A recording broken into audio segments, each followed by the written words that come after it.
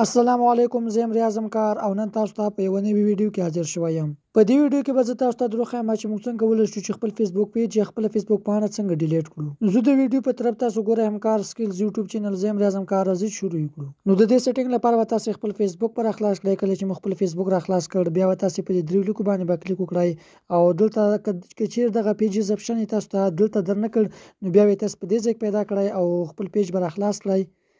نو دا د زه دغه انټرنیټي نړۍ پیج راخلاصوم، زه غواړم چې دا ډیلیټ کړم. تاسو خپل پیج راخلاص کړئ او پورته تاسو ته دغه د سیټینګ نښان ښکاري، په همدې باندې به تاسو کلیک وکړئ. کله چې مو په دې باندې کلیک وکړ نو تاسو ته به دا ډول صفحه راخلاص شي او په دې کې له موږ سره لومړی اپشن دی جنرال، په همدې باندې به تاسو کلیک وکړئ او له تاسو سره به دا ډول صفحه راخلاص شي. نو په دې ځای کې به تاسو ښکته راکوځئ، په دې ځای کې به تاسو ته دغه یو اپشن درکړی وي ریموو پیج، په همدې باندې به تاسو کلیک وکړئ. کله چې مو په دې باندې کلیک وکړ نو تاسو ته به بیا دا ډول صفحه راخلاص شي. کله چې تاسو ته دا ډول صفحه راخلاص شوه نو په دې ځای کې به تاسو په ډیلیټ پیج باندې به کلیک وکړئ. کله چې مو په ډیلیټ پیج باندې کلیک وکړ نو دلته تاسو ته ښکاري چې دغه پیج له موږ سره ډیلیټ شو.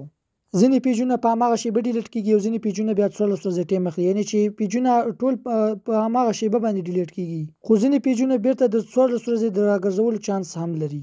نو په دې طریقې سره تاسو کولی شئ چې خپل فیسبوک پیج یا خپل فیسبوک پاڼه ډیلیټ کړئ. که ویډیو مو خوښه شوې ویډیو ته لایک ورکړئ، زموږ چینل هم سبسکرایب کړئ. ملاویږو په داسې نورو ښکلو ویډیوګانو کې، تر بلې ویډیو مو د خدای په امان.